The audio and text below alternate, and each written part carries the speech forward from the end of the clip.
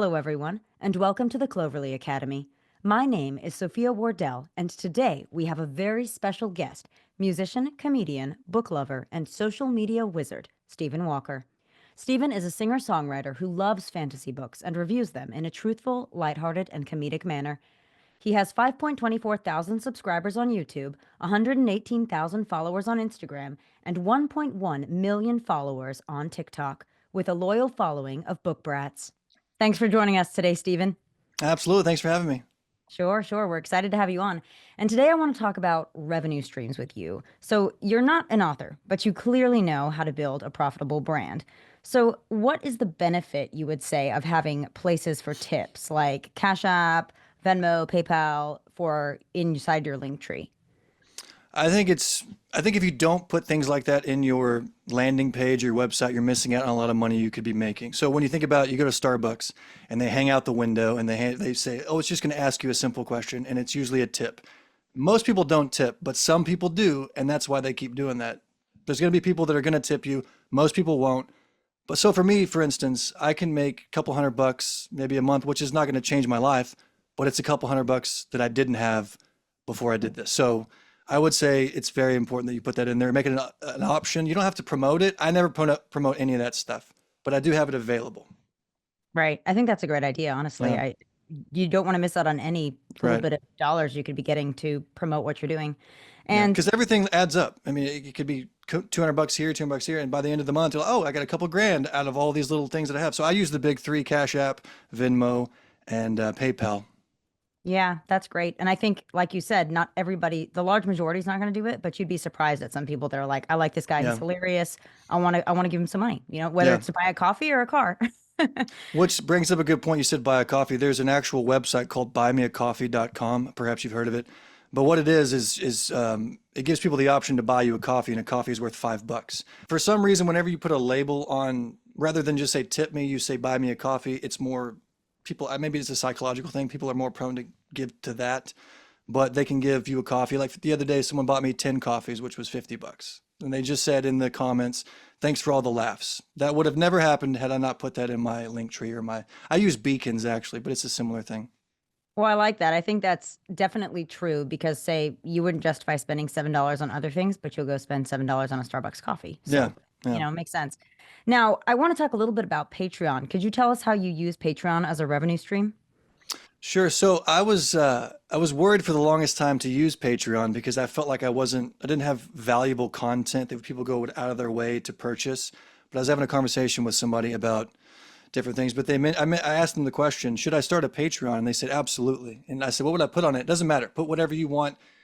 You're already valuable. That's why people watch you. And anything that you add that is somewhat exclusive, they're gonna want to watch. So I just started a couple months ago. I've only got 35 subs, but I only have $5 and $10 tiers. So I think it equates to like 230 something a month, which again is not a whole lot of money, but it's more than I had at the beginning of the month. So I would say if you're afraid to start a Patreon, just start one and start building it up. What's the worst that could happen essentially? But I think it's a good revenue stream if you can build that thing up. And what merch items do you recommend an influencer or an author sell? And what server do you use to sell your own merch from? So the one I use to sell merch, I wouldn't recommend because it's very low commission. I use T Public, which there's no upfront costs.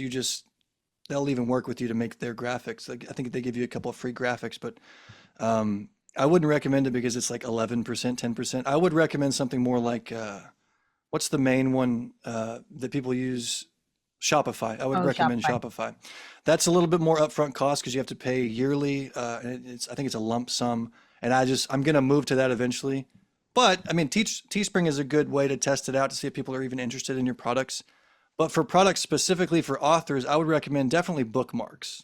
Anything that people can use for the book. Maybe it's a book lamp. I don't know if they have those options available. Anything for books, stickers, definitely stickers, bookmarks, shirts, whatever. If you have a logo, if you have a brand, just put that on something and sell that. You'll be surprised who buys your stuff.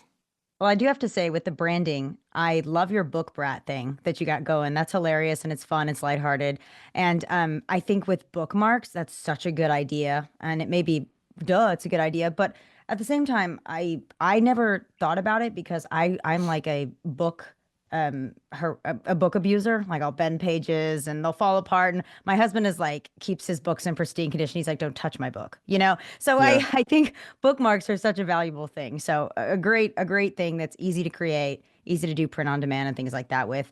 Now, do you make a revenue stream from Amazon? And if so, how so? Do I make a revenue stream from Amazon? I do. The problem with me is I don't promote that enough. I basically put the links. So I'll have like an affiliate link that I'll put in my Instagram story. I don't want to bombard people with stuff like that. It's just a here and there kind of a thing. But if I did it more, perhaps I would make more. But I'll put the links in my Instagram stories or maybe well, in every YouTube video I make, I put an Amazon affiliate link for whatever I'm talking about because I'm usually talking about a book or a movie. So I'll give that Amazon link. It's not super profitable, but again, it adds up if you allow it to. Yeah, yeah, exactly. And lastly, I want to touch on Audible. You refer people often to Audible. Now, do you make any money from that? I do. It goes with Amazon affiliates. I think it may be a separate thing because they kind of coincide. I think they may be the same overhead company, but I think that may be a thing you have to be invited to or you have to be approved of, and you have to have a certain amount of followers, and it's a whole thing. But luckily, I fit the criteria for them, and I was able to be accepted instantly. But it's I think they have it to where there's different tiers, different links that you can use rather. And I think that you can offer people a month and you get $5 to $10 per person who subscribes for a month of free. And then if they pay, you get more or something like that. But it's an affiliate link for Audible. I saw Right. Fantasy Fangirls. I don't know if you've ever heard of them, but what they do is every now and then they'll post a video on Instagram. This is good business tactics I need to pick up for myself, actually.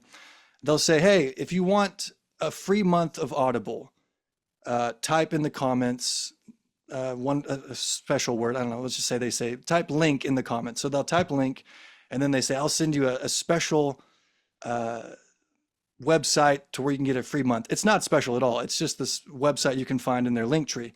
But there's a sense of urgency. There's a sense of personalization. Like, oh, they're going to send me a link, and then they type in the comment sections, and then they send them the link that they could access on their page that they're not going to access, but it feels more personal, and they're more prone to actually click the link. Does that make sense?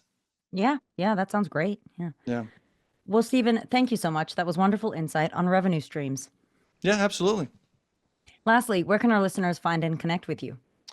You can find me. All my stuff that I have is pretty much on my website, which is officialstephenwalker.com, which is basically my landing page. And that the only thing I pay for that is like the website name itself. I use a free company called Beacons, and it's essentially like a link tree, something to look into for all the authors that want some landing page to point people to. But officialstephenwalker.com. That's all the time we have for today. Thank you, everyone, for tuning in to today's interview with musician, comedian, book lover, and social media wizard, Stephen Walker. Be sure to check out our website for more videos. Wishing you all a fulfilling and successful writing journey.